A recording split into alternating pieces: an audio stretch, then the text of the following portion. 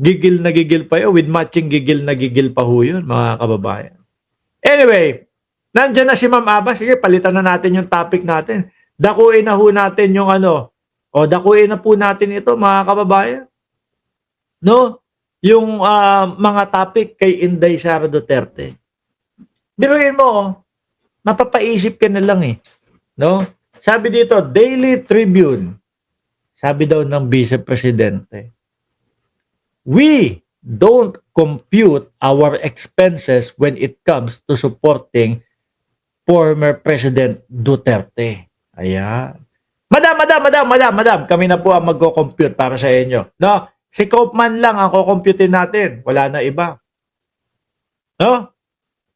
Dahil nga daw, ang talent fee ni Kaufman, 150 million. 140 to 150 million per buwan. Kada buwan. O, di ba? Sabi ni Ma'am Aba, hashtag Lakwatchera World Tour. O, hindi na natin kukomputin yan. Kaufman na lang tayo. Iba pa yung mga labas-masok ng bansa. Meron pa siyang 16 na abogado sa Pilipinas O, Kaufman lang tayo. Yun na lang ang computin natin mga bossing. 150 million per month.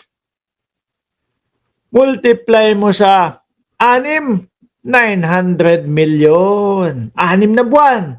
6 na buwan lang ho Sa isang taon. O, 2 6 na buwan. 2 900 million. 1.8 million. Biruin nyo ho yun. Billion. Isang taon, 1.8 billion. Mga kababayan. Dami pera, ano?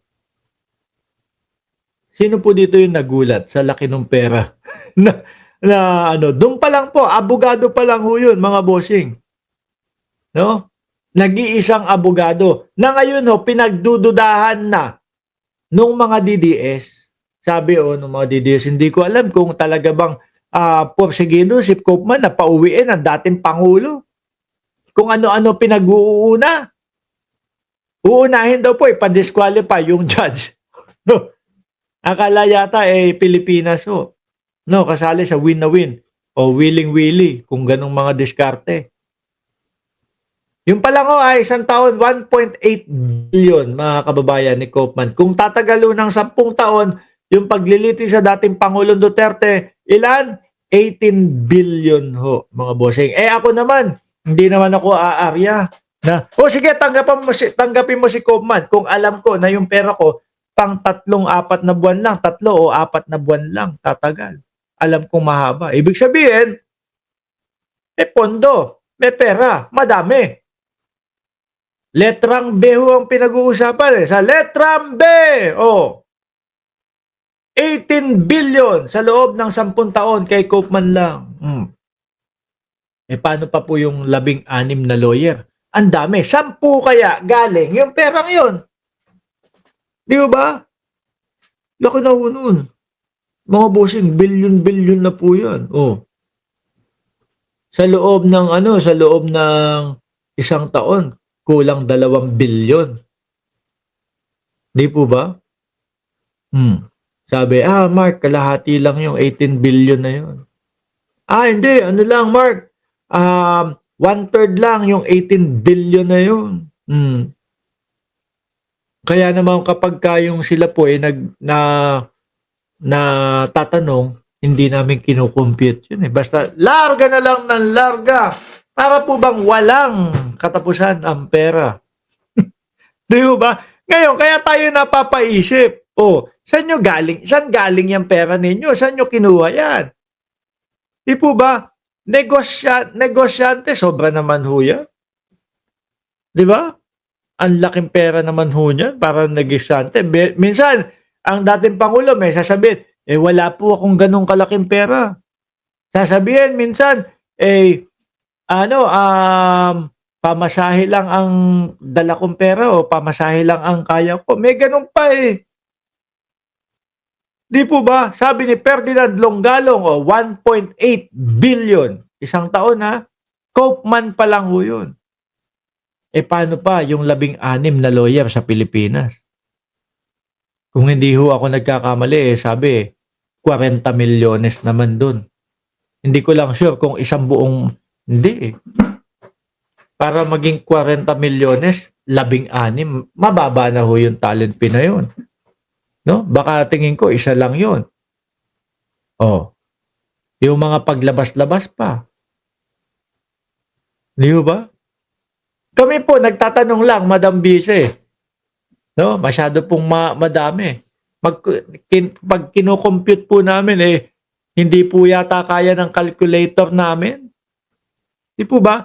Iyan po yung mga katanungan ng bawat Pilipino. Mga bossing. Saan nanggagaling yung bilyon-bilyon na gano'n, no? Malaki yung ano yan. Di ba? Sabi naman nung iba, baka 1/3 lang yun. No? 1/3 lang yun. Hindi.